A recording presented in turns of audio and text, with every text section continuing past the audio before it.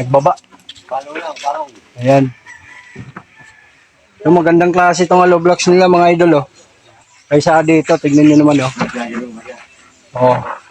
Nabili namin ng una. Pero basag.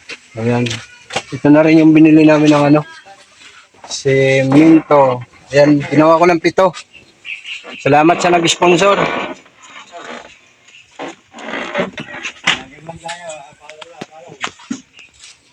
So, dadagdagan ko to ang taas nito mga idol, oh. Kasi mababa pa yan.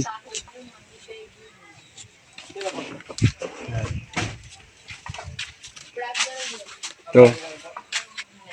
Pakasang ngayon. Tapos ito. Ayan, kikipain na namin yan mga idol. Bali, gumawa muna ako ng paglilipatan namin ng ano, ng materialis. Ayan mga idol, oh. Ginawa ko sa baba. So ayan mga idol, ito nga pala yung ginawa natin kahapon, no. Gumawa lang tayo ng pangsamantalang ano, paglalagyan ng mga gamit mga idol. At higaan na rin mga idol, no, kasi yun mga idol ay gigibain na namin yun, yung dati naming kubo. Ayan. So bali yun mga idol, no, ay pataasin ko pa yan. Yan. Yung inasinta ko na yan mga idol. Pataasin ko pa, pati dito sa harap.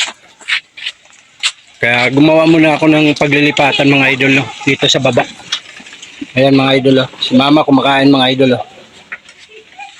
Yan. So itong yero na to mga idol ay hindi ko muna pinakuhan para hindi masira. Bali inipitan ko lang siya ng kawayan sa taas. Ayan. So medyo maluwag mga idol.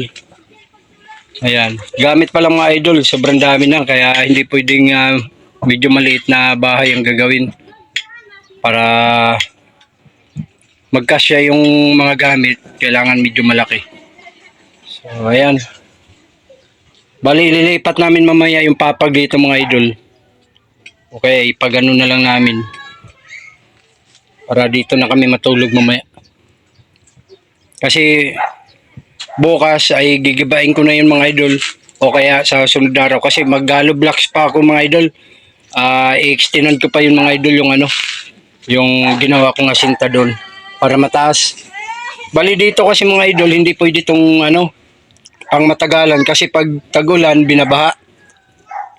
Ayan. Kaya pang samantala lang to dito mga idol, no. Ayan, maraming salamat sa nag-sponsor. Pastor Peter Villagrin, kay Elizabeth Villagrin, kay Esther Villagrin, kay Mary Villagrin, kay Ronald Villagrin. Ayan, maraming salamat sa suporta nyo, sa blessing na binigay nyo sa amin, at kay Pastora Joanna. Ayan, maraming salamat sa inyong lahat, no, dahil sa pag-sponsor nyo sa amin. So ayun lang, maraming salamat po at God bless po sa inyong lahat.